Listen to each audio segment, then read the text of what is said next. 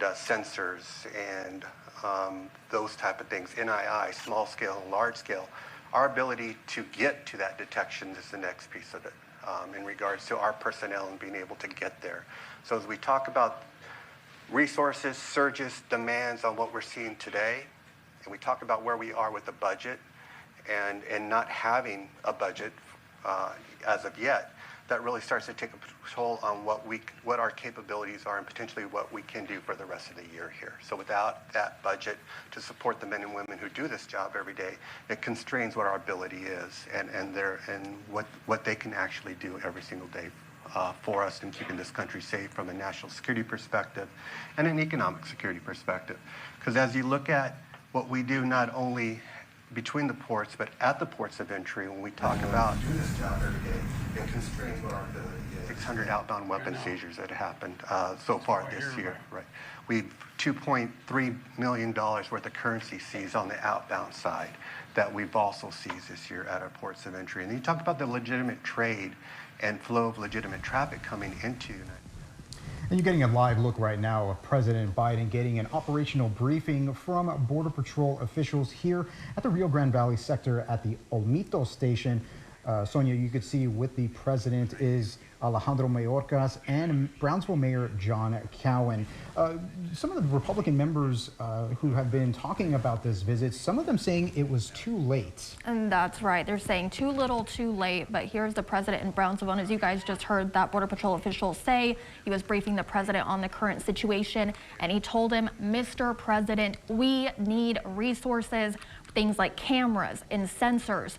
And it's most important to note that what he said as well is not having a budget is a big problem. And that probably has a lot to do with that bipartisan border bill that was just derailed a few days ago. The Biden administration has been making the case that House Republicans, at Trump's urging, they torpedoed a bipartisan bill that included $20 billion for border security that would have surely brought lots of resources to the Rio Grande Valley and our men and women at the Border Patrol. And it was hashed out in the Senate and endorsed by the Border Patrol Union. That border bill was, the White House said it would have added 100 immigration judges, 1,500 customs and border protection personnel, and 4,300 asylum officers. Because like the chief said, our concern is that they're vulnerable and they're out there doing the job to protect this country, but with a lack of technology, it puts them at risk. And the lack of personnel. Right. Sure. One of the things we're trying to do is get literally thousands more agents, thousands more, 1,500, 1,600 more Border Patrol agents. Dealing with for the access of what do we have, 40, how many? 4,500 more? 4,300 more asylum officers, which we'll hear from U.S. Citizenship Okay, I and don't want to get Immigration ahead of Services. myself here, okay. But look, and the other thing is, you know, every time you all leave the house, put on that uniform, the family wonders what kind of call they're going to get later in the day. And so we owe your families big. I mean that sincerely, from the bottom of my heart. We owe them big for what you do. Thank you, thank you, thank you. And we're going to get you more resources.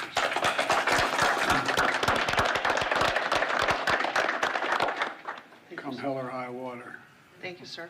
We'll move on to CIS. Thanks, man. Mr. President, thank you. Appreciate it.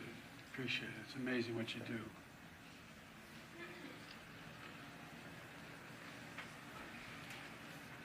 $7,093 pounds of fentanyl seized. And I wonder, the American people wonder how many kids are dying. That's right. From the fentanyl. Sir, over here with us are our partners from U.S. Citizen and Immigration Services. They're going to provide you a brief on some of their efforts. Hi, sir. It's an honor and a privilege. What's your name? Jennifer Higgins. Hey, Jennifer. Katisha Jackson. Hey, Katisha.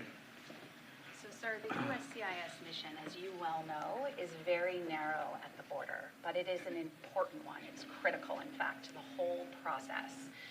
Our officers are responsible for screening individuals, interviewing them to determine whether they have a credible fear of persecution or torture.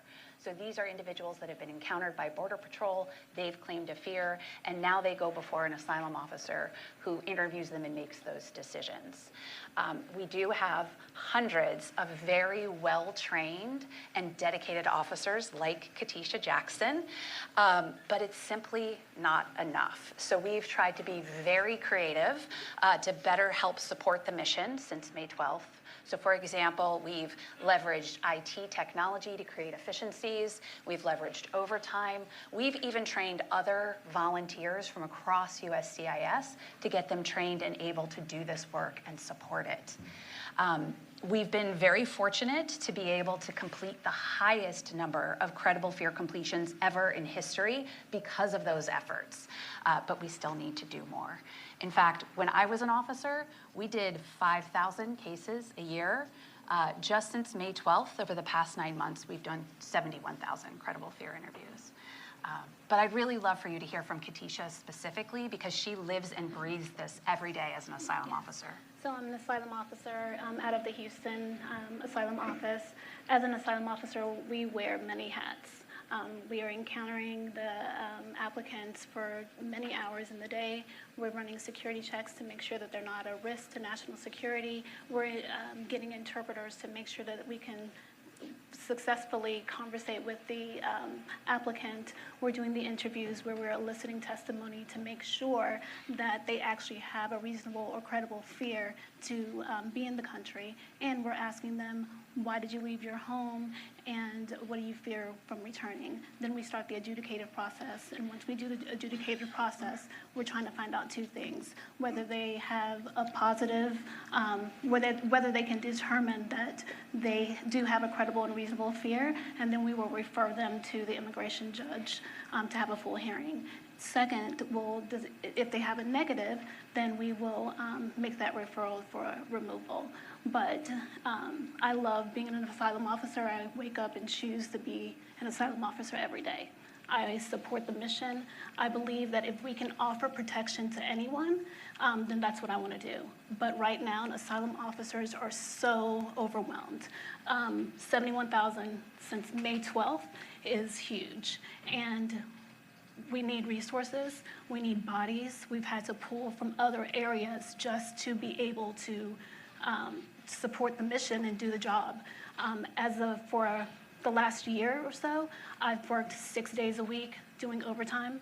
I'm not complaining about it because that's something that I choose to do, but I wouldn't have to do it if I had the support behind me. Well, look, we've proposed in the bipartisan bill to get you 4,300 additional asylum officers.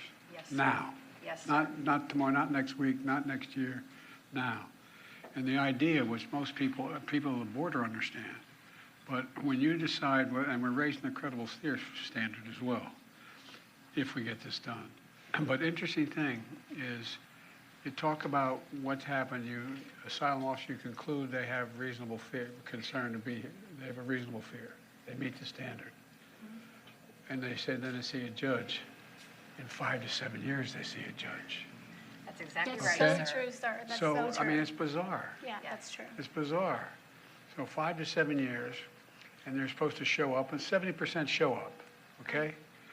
Now, what happens in the 5 to 7 years? Well, who knows what happens? First of all, 30% don't show up, number one. And number two, when they show up, they've had families, everything's expanded, everything's different. If we give you these asylum officers, you'll be able to do it in 6 months. Absolutely.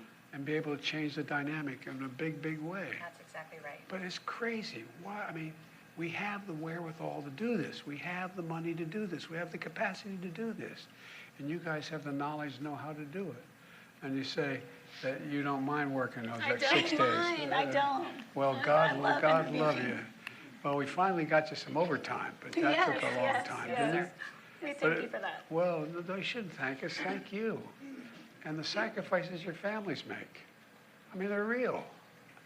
I wish the average American, I'm not complaining about it, I'm just making the statement. Most Americans don't even understand how complicated this is. Yeah. We think you have a credible fear. we'll see in about 7 years, okay? Maybe 10. I mean, it just makes no sense. Makes no sense.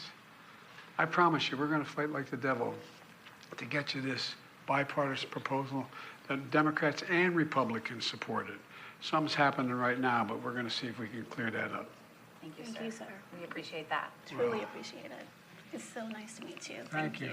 Thank you. At least you got some overtime. Yes. My Lord, it took a long time. I've benefited from the But overtime. it's so not much, worth sir. it, though.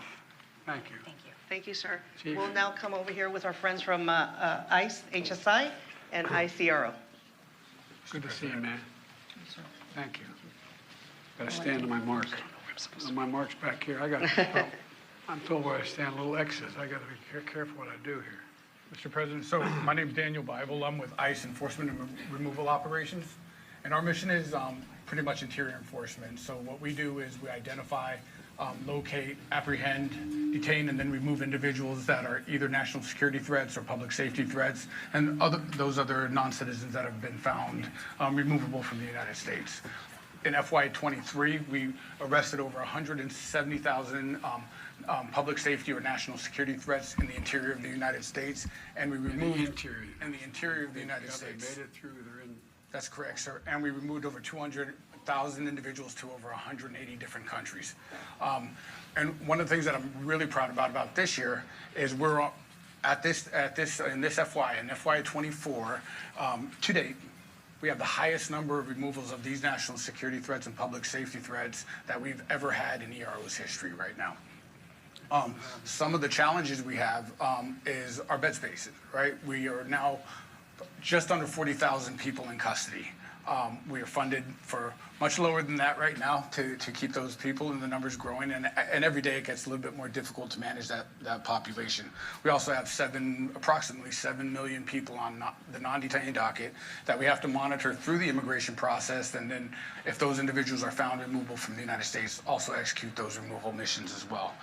During the last FY, in support of our counterparts over at CBP, we've dedicated approximately 20% of our workforce in direct support of border security missions. But those individuals are being pulled away from the interior enforcement, where we're looking at, having to be able to deal with those bad actors that are in the communities.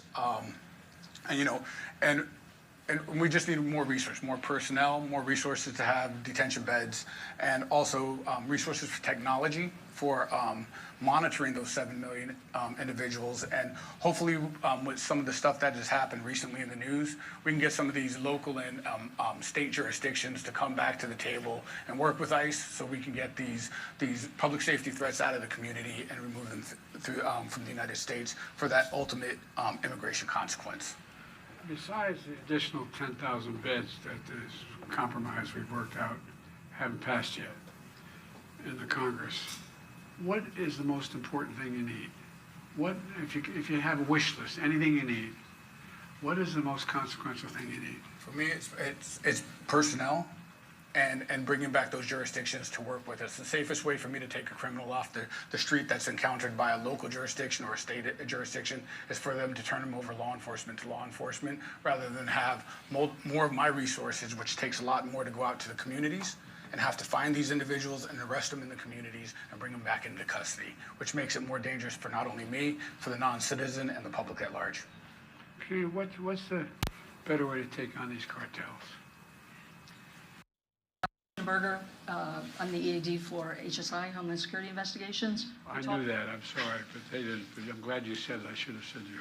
We talk about consequences, and with HSI, we are all about the consequences. And the best consequences we can put on these transnational criminal organizations, prosecute them, arrest them, put them in jail, seize their assets, seize their money.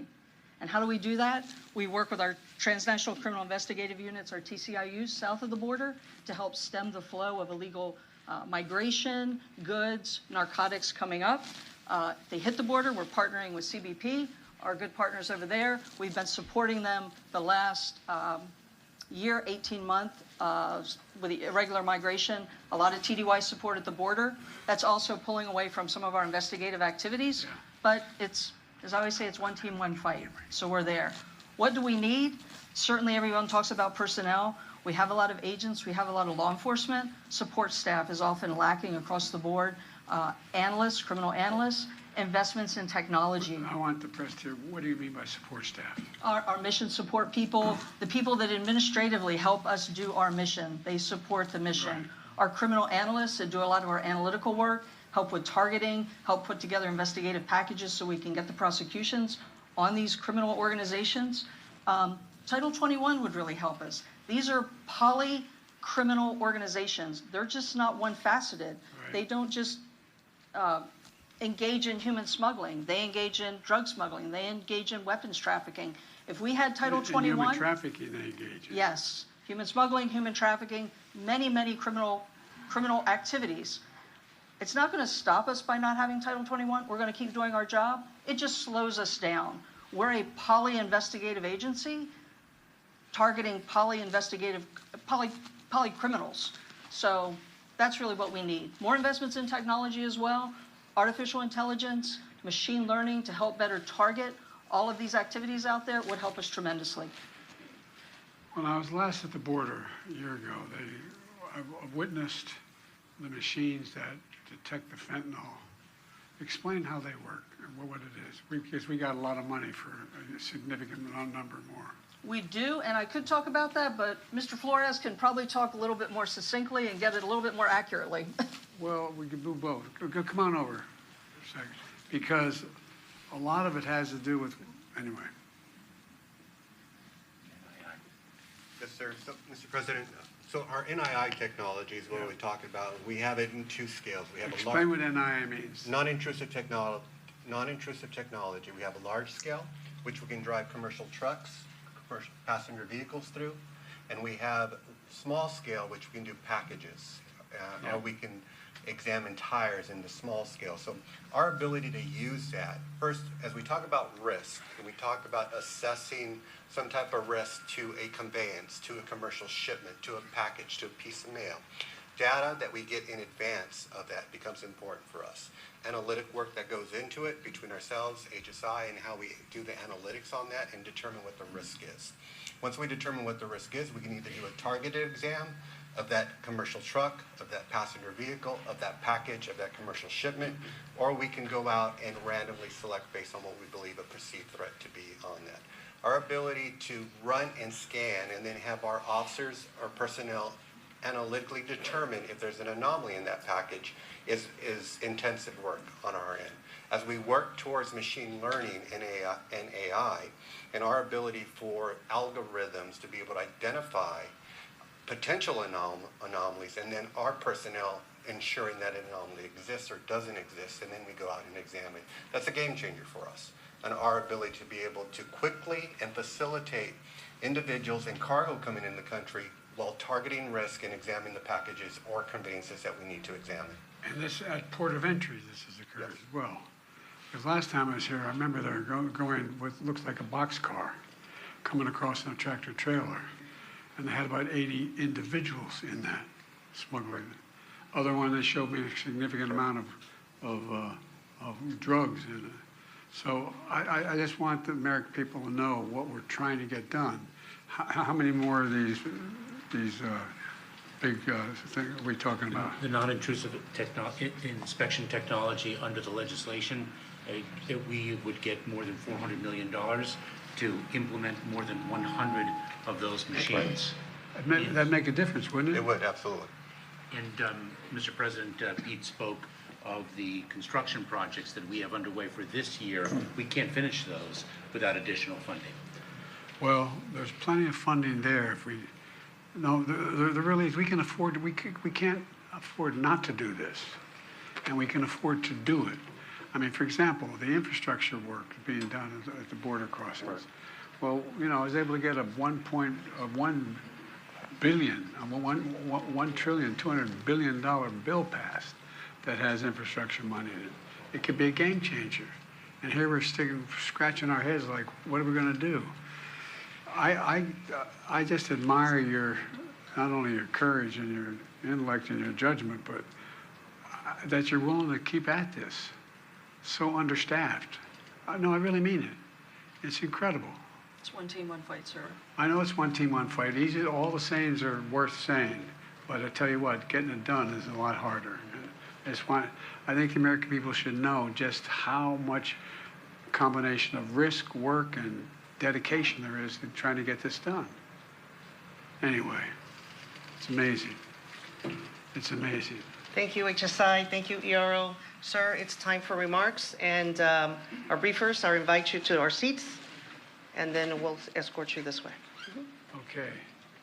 Great job. Thank you. Thank you, sir. Thanks. A native Delawarean. Where are you from? Georgetown, Seaford. Georgetown, damn, girl. Everybody doesn't understand Southern Delaware first time around here. Boy, where are you from? I grew up at a little crossroads called Hardscrabble. Well,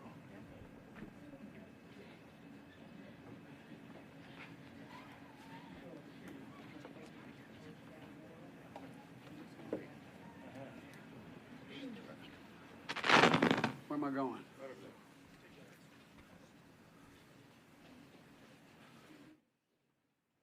Again, thank you. As my mother would say, please excuse my back. I apologize. You're getting a live look right now at President Biden being briefed on the border situation right there at the Brownsville station. He was speaking with local leaders and so much more, getting an operational breakdown of just how much overwhelmed there is. Let's go ahead and take it to the president. Yesterday, one of the biggest fire events in Texas history, with more than 1 million acres of Texas land burned. From the start, I directed my team to do everything possible to help protect the people in the communities threatened by these fires. In response to specific requests made from the state, we already have more than 500 federal personnel here working on fire suppression. That includes the deployment of 100 federal firefighters and more on the way, as well as dozens of additional fire engines, air tankers, small planes, helicopters to help fight the flames. And FEMA has already guaranteed that Texas and Oklahoma will be reimbursed for the cost of keeping folks safe. And we're grateful for the brave first responders risking their lives to save others. And we urge folks to listen to the warnings from the local officials, listen to them. I've flown over a lot of these wildfires since I've been president. Matter of fact, I've been a helicopter in the west and the southwest and northwest, flown over more land burned to the ground, all the vegetation gone, than this entire state of Maryland in square footage. The idea there's no such thing as climate change, I love that, man. I love some of my Neanderthal friends who still think there's no climate change. Well, my administration is going to keep building on the progress we've made fighting climate crisis, and we're going to help folks rebuild themselves in the wake of these disasters. And we rebuild to the standards that are the up-to-date standards and building codes and the rest.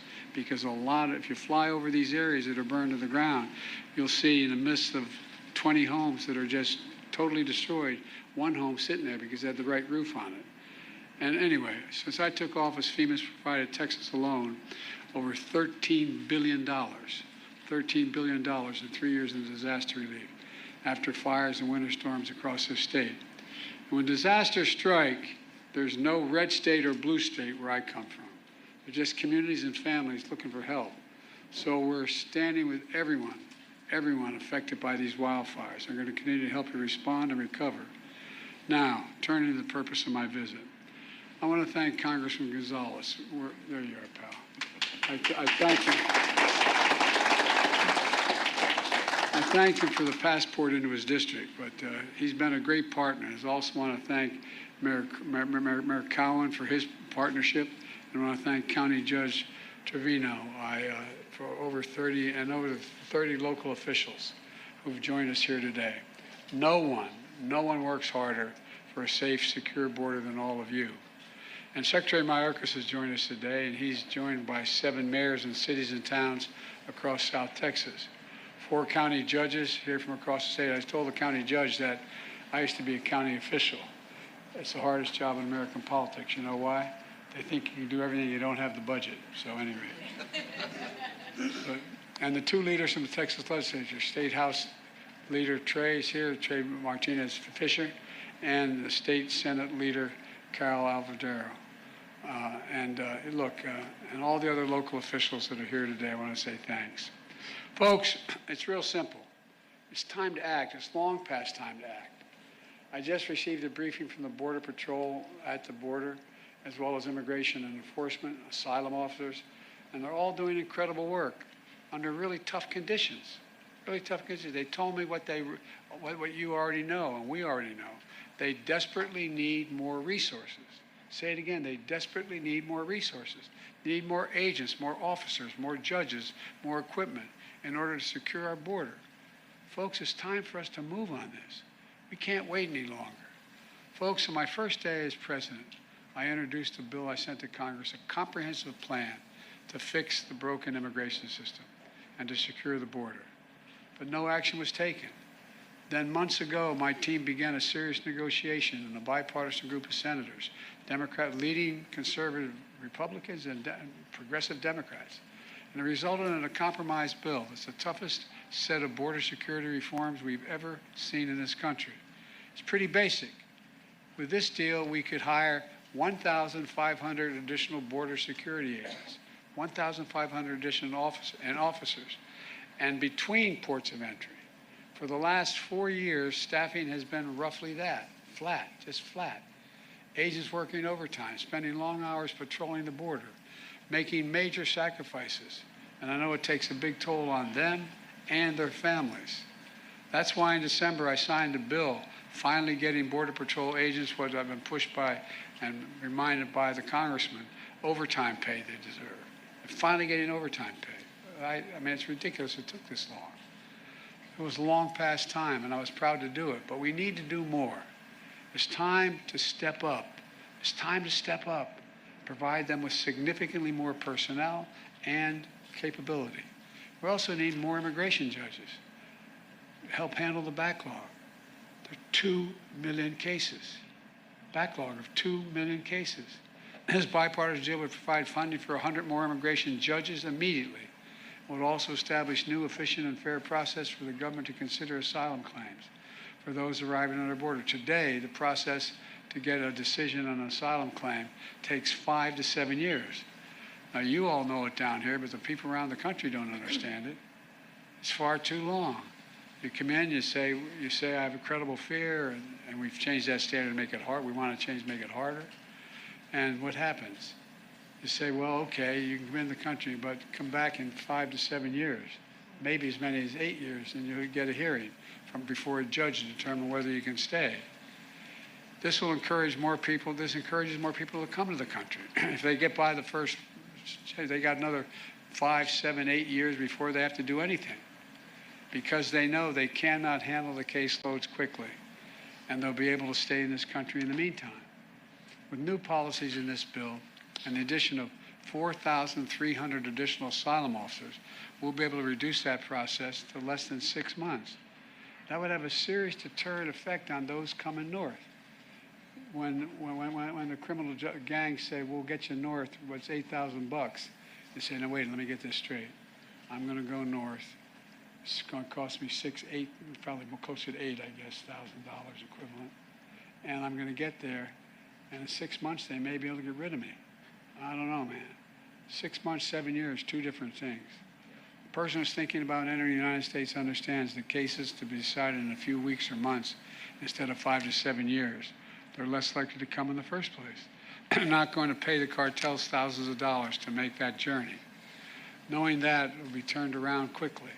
Look, and we also need more cutting-edge inspection machines to detect and stop fentanyl from entering the United States of America. A year ago, I stood at the border in El Paso, and I watched these machines at work. They were able to detect everything from fentanyl to weapons to people being smuggled in cargo containers. This compromise bill would provide an additional $424 million for 100 more of these machines and could save lives in the process. This compromise legislation will also give me as president, or the next president, emergency authority to temporarily shut down the border between ports of entry when the numbers of immigrants and migrants, overwhelm the border, straining the Border Patrol's ability to process them. At the same time, at our legal ports of entry, like here in Brownsville, we're making investments in infrastructure. My bipartisan infrastructure law is going to provide nearly $4 billion new dollars to boost security, to ease waiting times at land and ports of entry like Brownsville. And I want to thank again Congressman Gonzalez for helping me get that through and get it passed as the law. That you get the money for example, that's how you got the money for the Gateway Bridge from that fund. Folks, the bipartisan border security deal is a win for the American people. And it's a win for the people of Texas, and it's fair for those who legitimately have a right to come here to begin with. It's a win for the people of Brownsville, and I believe that's why the Border Patrol Union endorsed it. I believe that's why the National Chamber of Commerce endorsed it, not known as a Democratic organization with a capital D. Look, and that's why the Wall Street Journal endorsed it as well. This is a truly bipartisan initiative. That's why the bipartisan South Texas Alliance of Cities endorsed it. Folks, I didn't get everything I wanted in that compromise bipartisan bill, but neither did anybody else. A compromise is part of the process. That's how democracy works. That's how it's supposed to work. Compromise is a very positive step on a critical issue for the country, all those issues for the country. And folks here in Brownsville and all along the border know that. We need to have their backs, your backs. I want the people to understand clearly what happened here. This bill was in the United States Senate. It was on its way to being passed. Then it was derailed by rank-and-file politics, partisan politics. The U.S. Senate needs to reconsider this bill, and those senators who oppose it need to set politics aside and pass it on merits, not on whether it's going to benefit one party or benefit the other party. It's about whether it benefits the American people. It's what the American people deserve. The Speaker of the House needs to put this bill on the floor, because if he put it on the floor unrestricted, it would pass. The majority of Democrats and Republicans in both houses support this legislation, until someone came along and said, don't do that, it'll benefit the incumbent. That's a hell of a way to do business in America for such a serious problem. We need to act. It's time for the speakers and some of my Republican friends in Congress who are blocking this bill to show a little spine. Pass a bipartisan, remember, bipartisan, conservative leaders supported this border security bill. Let's remember who we work for God's sake. We work for the American people. Let me end with this. I understand my predecessor's an Eagle Pass today. So here's what I would say to Mr. Trump. Instead of playing politics with this issue, instead of telling members of Congress to block this legislation, join me, or I'll join you in telling the Congress to pass this bipartisan border security bill. We can do it together. You know and I know it's the toughest, most efficient, most effective border security bill this country has ever seen. So instead of playing politics with the issue, why don't we just get together and get it done? Let's remember who the heck we work for. We work for the American people, not the Democratic Party, the Republican Party. We work for the American people. And let's remember who we are. We're the United States of America. No, I mean this. Think about this. There's nothing beyond our capacity. Nothing when we work together. And if all things we should be working together on is this, we have the formula to get it done. God bless you all, and may God protect our Border Patrol, and God protect our troops. Now I'd like to turn this over to Secretary Mayorkas. Thank you.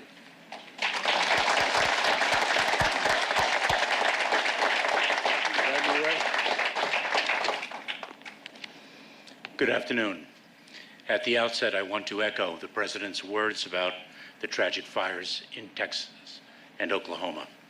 We in the Department of Homeland Security, especially our agency FEMA, are intensely focused on providing the support, resources, and assistance the impacted residents and communities need.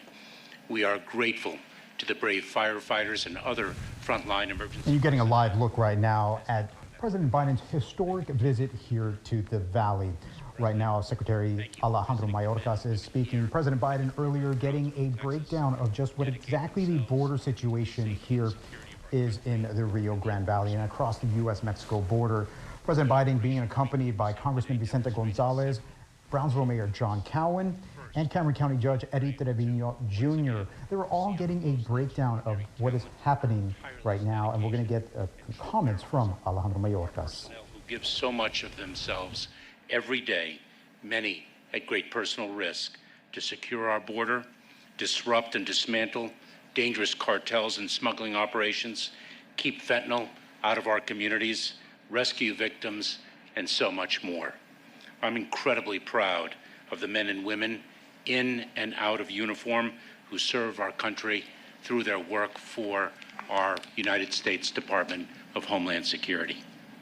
Second, you heard about the dynamic and challenging phenomenon of irregular migration we face as our hemisphere and the world experience the greatest displacement of people since World War II. At times last year, 30% of the encounters across our entire southern land border occurred in this Rio Grande Valley sector. Today, we discuss the dramatic changes our partners in the South have helped bring about by increasing their enforcement before people reach the United States border. Third, you heard from DHS leadership about how resource-starved we continue to be. Only Congress can address our desperate need for more Border Patrol agents, field operations officers, immigration enforcement agents and officers, asylum officers, immigration judges, support personnel, facilities, and technology. You can see the impact these resources will have on our ability to strengthen our security, advance our mission to protect the homeland, and enforce our nation's laws quickly and effectively. Though Congress has not yet provided the resources we need, DHS will continue to enforce the law and work to secure our border. We have listened to our workforce and, leveraging every available asset, equipped them with new technology, logistical support, innovative tools, 11 new processing facilities, and hundreds of additional processing coordinators and support personnel. We are removing and returning historic numbers of migrants who entered illegally and failed to qualify for relief.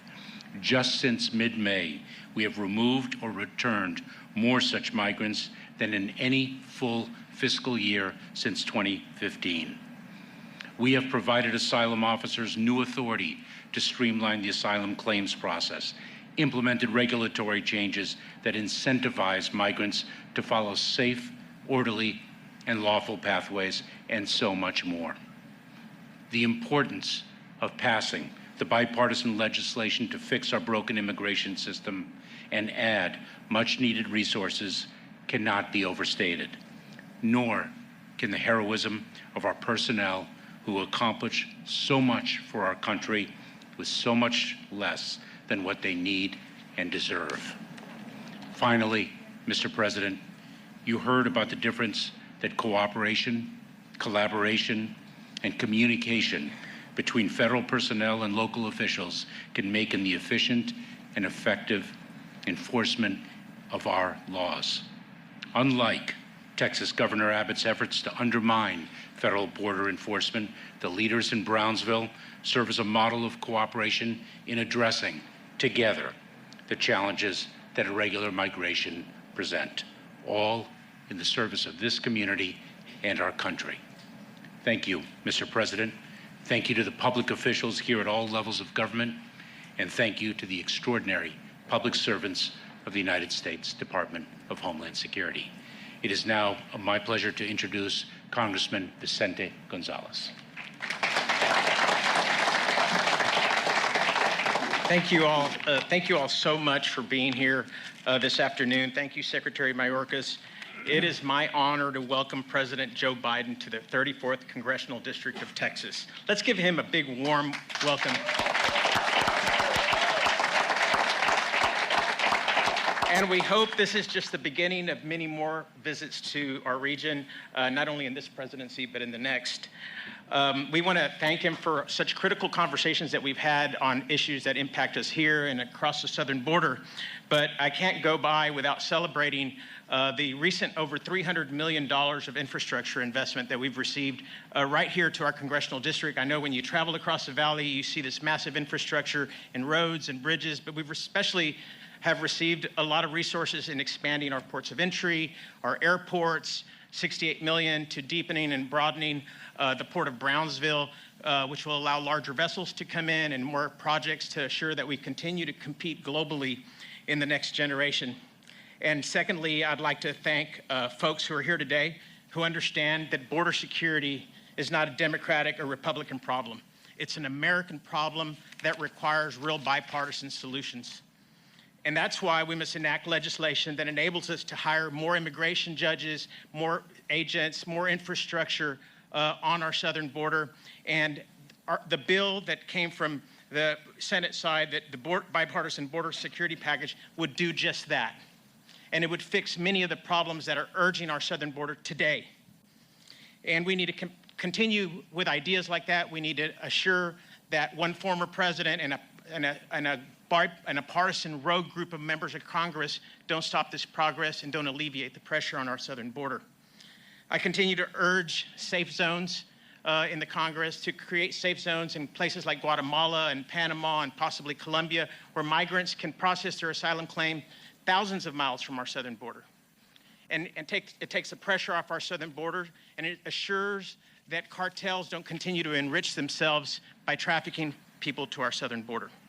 However, we cannot do this without a bipartisan cooperation. A live look right now at the press conference with President Joe Biden here making his first trip to the Rio Grande Valley. It was an important day here at the Texas-Mexico border with Congressman Vicente Gonzalez, who you just heard from a short while ago. Mayor John Cowan from Brownsville was there as well as Judge Eddie Trevino Jr., all of them talking about the issues that the Rio Grande Valley is facing and the, quote, overwhelming issues that have been happening under multiple administrations. President Biden earlier talking about, quote, he will fight like the devil to get bills done in order to get more resources here to the Rio Grande Valley and along the entire U.S.-Mexico border. We're going to have team coverage throughout the day right here on CBS 4. You can follow our coverage right now and that live press conference on valleycentral.com. We're going to have more throughout the day. Thank you for watching.